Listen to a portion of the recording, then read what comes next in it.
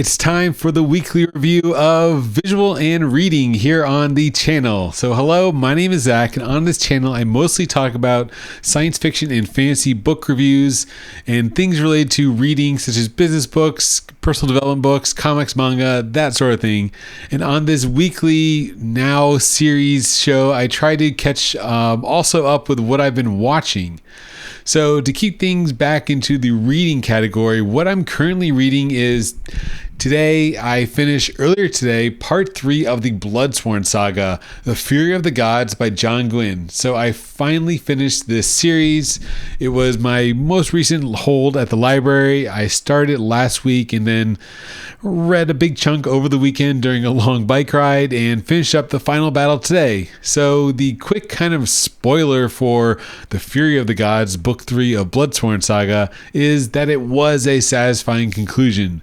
I was a little so-so on the second book only because it was a lot of setup in the second book of the series, and it didn't have that satisfying either world building, which I found in the first book, or battles. The final battle wasn't so. It wasn't like grand or epic, but John Gwynne does wrap things up in book 3, and I felt like about half the book was battles. So once kind of the pawns or the chess pieces are on the board, finally everyone's in their final positions about halfway through the book. It's just one long fight after the other, and we get a lot of action. So if you're waiting for action in your epic fantasy in the Fury of the Gods, in the Bloodsworn saga by John Gwynne, it finally does happen in the third book. We get that satisfying epic conclusion, the big final battle between the gods, between the dragon god, the wolf god, Rata the rock god, and some other twists at the end. Not really twists, but special appearances of the gods and the battles, and it was pretty cool, the final fights and everything that happened towards the kind of last third of the book.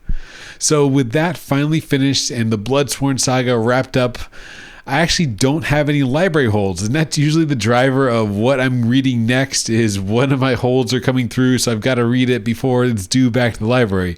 But with me caught up in the library, yes, it's time to get back to the huge backlog I have in Audible. So I restarted the third book of the Lycanius trilogy by James Islington.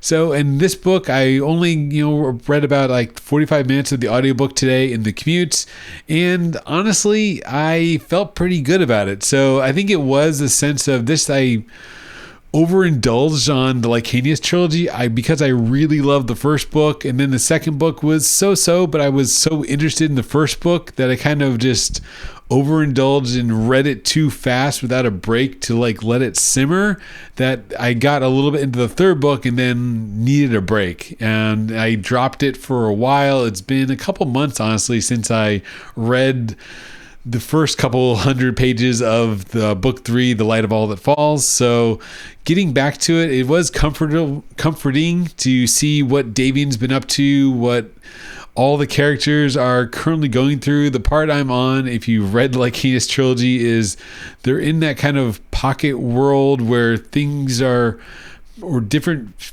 not creatures, but people from other times are all converging on this one place, and they're getting metal. And not to talk too much about it because it's pretty interesting, but that's where I'm at, and some things are slowly getting revealed. This is also similar to my feelings on the third book of Bloodsworn, is that since this is the third book of Lycanius trilogy, things are finally getting resolved. So the second book was okay-ish, similar. I have this middle book syndrome in trilogies, but now the third book, after a little slow start, or again, maybe just me reading the series too fast and binge reading it too much, now I'm getting back into it after a break. Things are interesting again. Learning about the time travel and what's happening with this time and who's where and when and what order things are happening. So it's pretty interesting, and I'm glad to be back in the saddle on the Lycanius trilogy and to wrap this up probably this week and then start working on some other books in my Audible queue. So with the books out of the way, what I'm reading, what we watched this past weekend was honestly a lot. We had a decent viewing experience this weekend. And to start things off with, I guess, the big name of the weekend, which was Kpop Demon Hunters, which is on Netflix. So this has been the buzz of social media. I see this that's why we got interested in it, because it's just been talked about so much online. Not really a K-pop fan, but it seemed fun. It was Sony Animation, so the same people that brought Spider-Man. So yeah, we gave it a shot, and it was okay. It was decent. It wasn't like amazing. It wasn't Spider-Man level Into the Spider-Verse, Across the Spider-Verse, but it was fun, kind of a generic sort of film. Definitely, as the sentiment I saw online, a good choice that they released it to streaming, because I really don't think this was like amazing enough to draw the theater crowd, but releasing it on streaming, it got us watching it, got us talking about it, got us interested in it. I was listening to a little bit of the soundtrack today at work when I was browsing Apple Music of what to listen to in the background. Yes, the K-pop Demons Hunters soundtrack was there. I listened to Golden, listened to some Saja Boys. So yeah, it was, again, a good time. It wasn't amazing, but it was just fun. It's lighthearted, very cliche, demons. The main character is half demon and they got to fight, but they come together at the end. And yeah, it was decent. It was a good watch, but nothing amazing. And then once we finished K-pop Demon Hunters, which is actually during the week, but our weekend watches was our typical international fare. So this weekend we were in a bit of a Johnnie throwback. I don't know why I was on this kick to watch some older Hong Kong movies, but I guess I just saw them mentioned in some online thing. But we started things off with PTU by Johnnie, which is Police Tactical Unit. This was a rewatch for me, so a bit of a backstory is that, yeah, Hong Kong cinema is what really got me into Asian cinema way back in the early single-digit 2000s, and we watched a ton of it back when it was VCDs, and you had to download them or trade them and get them off BBSs. It was, crazy times of the early slow internet, and VCDs, even before like DVDs. It was crazy times, but a lot of Johnnie back then. So this is what movie I'd seen before, have barely any recollection of it because it was over 20 years ago. It came out in 99, I think, or early 2000s. So yeah, it's a very stylistic movie about Johnnie To's sort of favorite subject, which is cops and gangsters.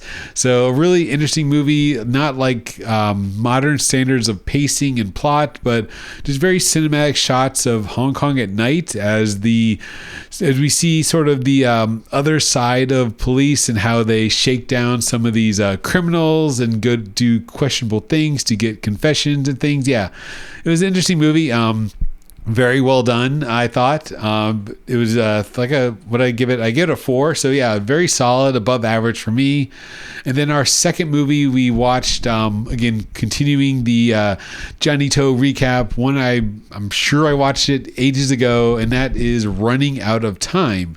Considered one of Johnnie To's, I think, most popular, maybe because it stars a young, for now, 2025, Andy Lau in one of the title roles. It's also about police and criminals, and this one also has a bit of negotiator in this like cat and mouse game that our negotiator is playing with Andy Lau's criminal character, but he's sort of morally ambiguous, I guess, because he's doing bad things, but for good reasons. So you root for the villain, and yeah, it's very wholesome, very interesting, quicker pace than PTU, and just very fun to watch the hijinks of, there's like these games and traps they play.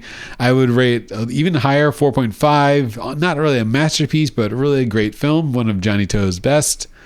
And then, so that was our 2-part Johnnie recap over the weekend. We also watched some stuff from Korea, which was The Noisy Mansion. This one, wouldn't really recommend. I gave it like a 2.5 out of 5. Sort of just very standard fare. The premise sounded interesting about the most dangerous person isn't the person that's, this or that. It's the person that's time rich. So like the nosy neighbor sounded funny, sounded interesting because it takes place in an apartment building and there's like kind of this mystery comedy, but it wasn't that comedic. It was a little bit funny, but yeah, it was, again, just like so-so, slightly below average, 2.5. And then to kind of redeem ourselves in our South Korea Fest portion of the weekend, we watched Harbin, named after the place in China. Probably pronouncing it totally wrong for the Korean way they pronounce it in the movie, but it's one of those Korean historical epics about Korea fighting against Japanese occupation. So it's that nationalistic kind of movie that's been done a lot in epic scale, but the action and the pacing wasn't as great as some of the other ones I've seen. So while it was decent, like a 3.5 out of 5, it wasn't blow me away, movie of the year sort of ones, like some other political action thrillers like 12/12 The Day, which had a bit more tension, higher stakes, just better like pacing, better done movie for this like historical military nationalistic kind of film. But it was interesting to see all the snow because it's in Harbin in the north, so it's cinematography was interesting. And then back to actually Hong Kong and more recent films, we watched Crisis Negotiators, which was kind of to cleanse the palate of some of the old school Johnnie To style cops and criminals in Hong Kong. This is a more modern take on the kind of Johnnie To formula.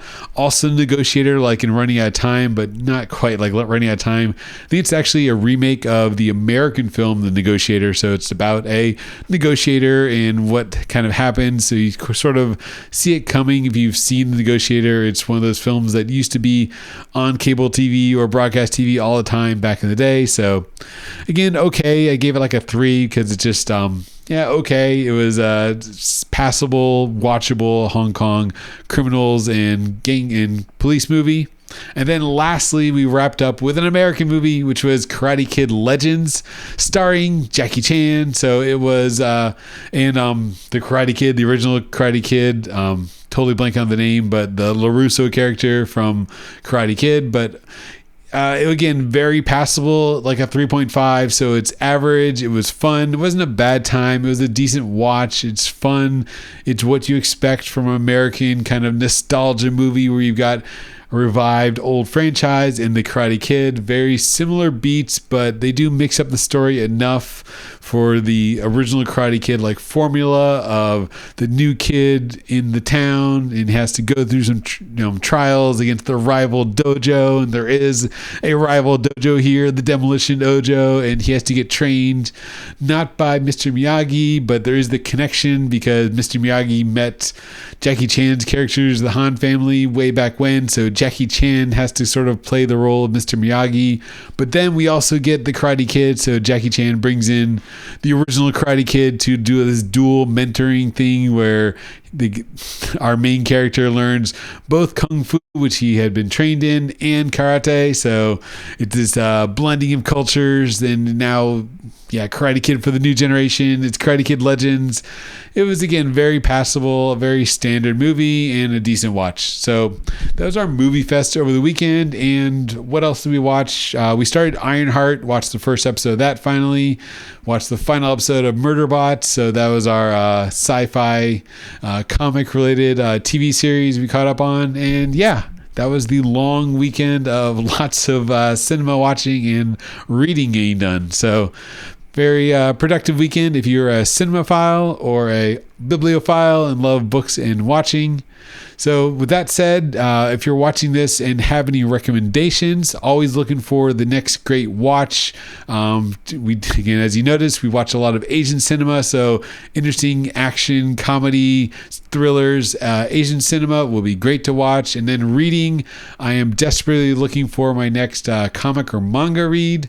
I was reading in the Marvel app, War of the Realms, so I was looking for this Norse-inspired after reading the Bloodthorn Saga, but War of the Realms, those crossover events, it's just a lot of fighting but not plot, so maybe I should just read some of the Thor series. I really love the Donny Cates Thor run, was great. The Prey, that whole like saga was great, so maybe I just need to pick a Thor run and check that out. But that's all for this video this week in reading and watching news. My name is Zach. Do check out the channel for more book reviews, and see you next week with what I watched and what I've been reading. Have a great day.